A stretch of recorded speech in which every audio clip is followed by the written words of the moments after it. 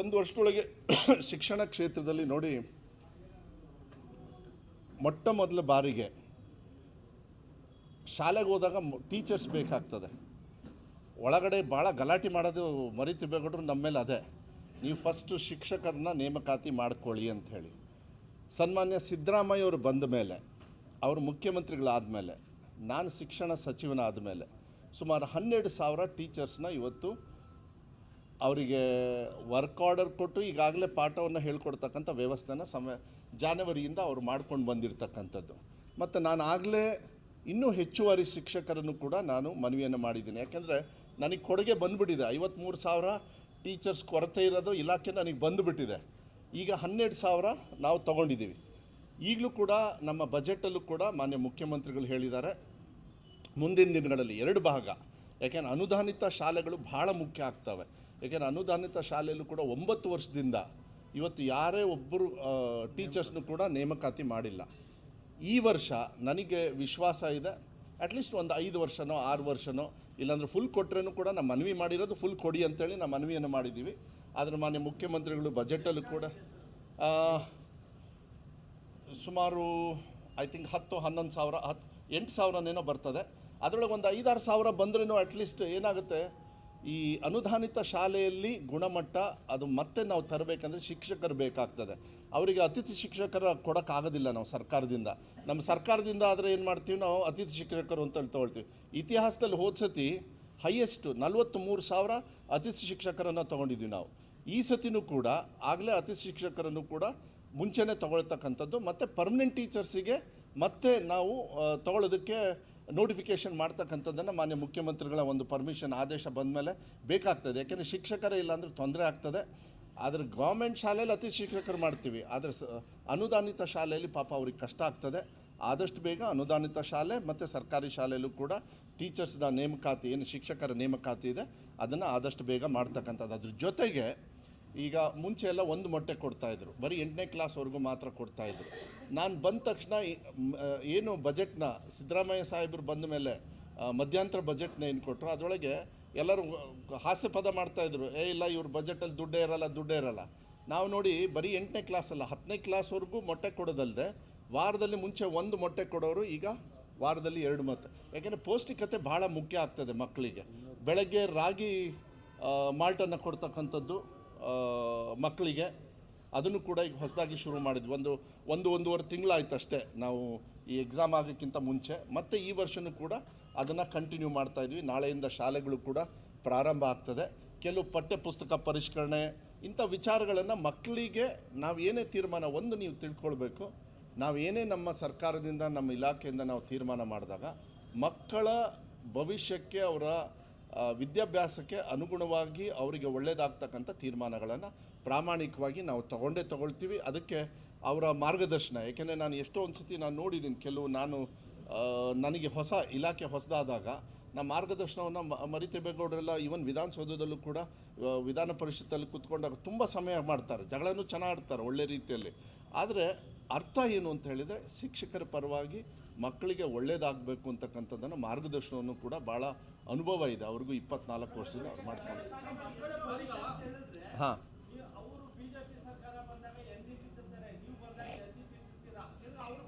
Okay, ಇದಕ್ಕೆ ಒಳ್ಳೆ ಚೆನ್ನಾಗಿ ಉತ್ತರ ಕೊಡ್ತೀನಿ.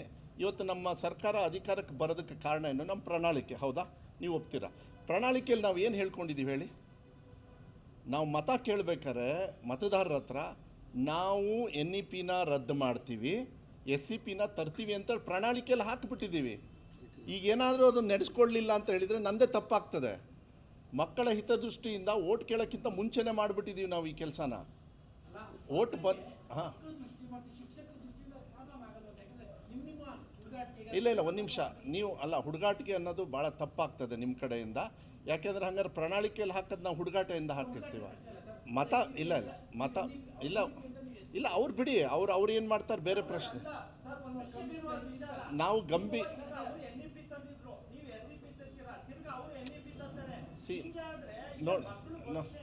ಮಕ್ಕಳ ಭವಿಷ್ಯ. ಈಗ ಮತ ಕೇಳಬೇಕಾದ್ರೆ ಏನಾದ್ರು ಹೇಳಿ ಕೇಳಬೇಕಲ್ಲ.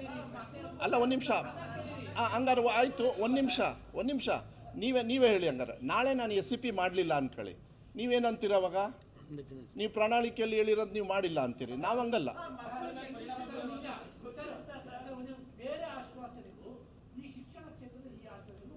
ಇಲ್ಲ ಇಲ್ಲ ಗೊಂದಲ ಆಯಿತು.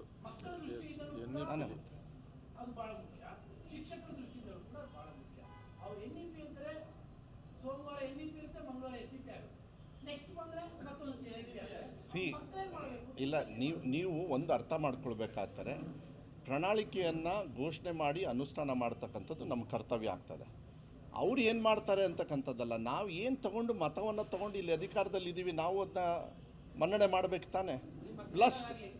ಪ್ಲಸ್ ಹೇಳ್ತೀನಿ, NEPಯಲ್ಲಿ ಏನಾಗುತ್ತೆ, ಸ್ವಲ್ಪ ಸೂಕ್ಷ್ಮವಾಗಿ ತಾವು ಕೂಡ ನೋಡಿ.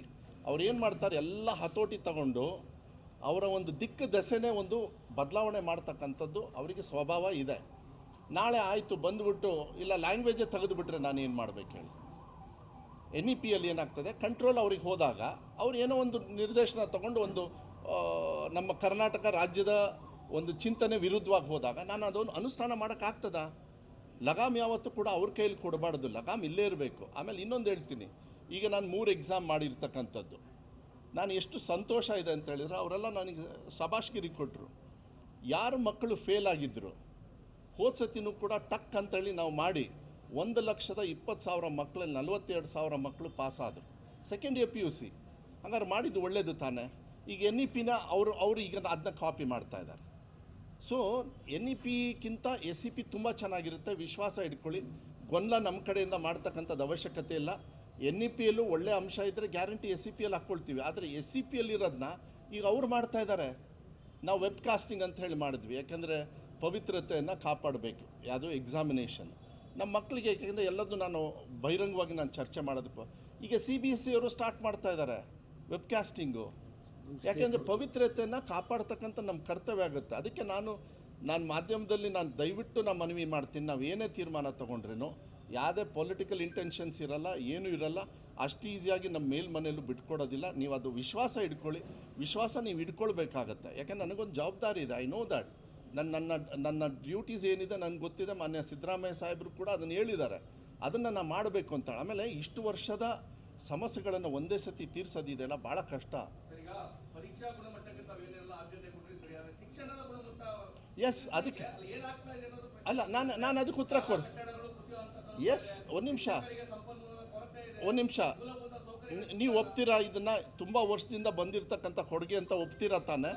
ಅಲ್ಲ, ಒಪ್ತೀರಾ ತಾನೆ? 100% 500 KPS ಶಾಲೆಗಳನ್ನು ಯಾಕೆ ನಾವು ಮಾಡ್ತಾ ಇದ್ದೀವಿ ಅಂತ ಹೇಳಿದರೆ, KPS ಶಾಲೆಗಳಲ್ಲಿ ಬೈಲಿಂಗ್ವೆಲ್ ಶಾಲೆಗಳು. KPSಲ್ಲಿ ಏನಾಗುತ್ತೆ, LKG UKGಯಿಂದ 12ನೇ ಕ್ಲಾಸ್ವರೆಗೂ ಕೂಡ KPS ಶಾಲೆಗಳನ್ನು ಜಾಸ್ತಿ ಮಾಡಿ ಅಂಥೇಳಿ ಧ್ವನಿ ಎತ್ತಿರೋದ್ರಲ್ಲಿ ಮರಿತಿಬ್ಬೇಗೌಡರಿಗೆ ಎತ್ತಿದ ಕೈ. ಯಾಕೆ ಅಂತ ಹೇಳ್ತೀನಿ. ಏನು ನೀವು ಪ್ರೈವೇಟ್ ಶಾಲೆಯಲ್ಲಿ ನೀವು ಶಿಕ್ಷಣವನ್ನು ಕೊಡ್ತೀರಾ, ಅದೇ ರೀತಿಯಲ್ಲಿ KPSಲ್ಲಿ ಈಗಾಗಲೇ ನಾವು 400 ಅಂದರೆ ನಮಗೆಲ್ಲ 2,000 ಅರ್ಜಿಗಳು ಬರ್ತಾ ಇದೆ, ನಮಗೆ ತುಂಬಕ್ಕಾಗ್ತಾ ಇಲ್ಲ. ಆ ನಿಟ್ಟಿನ ಮೇಲೆ ನಾವು 500 KPS ಶಾಲೆಗಳನ್ನು ಈ ವರ್ಷ ಜೂನಿಂದ ನೆಕ್ಸ್ಟ್ ಜೂನ್ ಒಳಗೆ ಈಗಾಗಲೇ 600 KPS ಶಾಲೆಗಳನ್ನು ನಾವಾಗಲೇ ಐಡೆಂಟಿಫೈ ಮಾಡಿ ಅಲ್ಲಿರ್ತಕ್ಕಂಥ ಶಾಸಕರ ಪರ್ಮಿಷನ್ ತೊಗೊಂಡು ಅವ್ರ ಗಮನಕ್ಕೂ ತನ್ನಿ ಅಂತ. ನಾವು ಒಬ್ಬರೇ ಮಾಡ್ತಾ ಇಲ್ಲ, BJP ಅವರು ಇರ್ಬೋದು, JDS ಇರ್ಬೋದು, ಕಾಂಗ್ರೆಸ್, ನಾನು ಯಾರು ಇದರೊಳಗೆ ತಾರತಮ್ಯ ಮಾಡಲ್ಲ.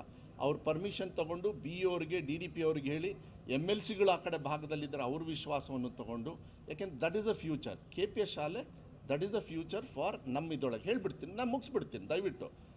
500 ಶಾಲೆ ಆದಮೇಲೆ ಇದಕ್ಕೆ ದುಡ್ಡು ಎಲ್ಲಿಂದ ಬರುತ್ತೆ? CSR ಫಂಡಿಂದ.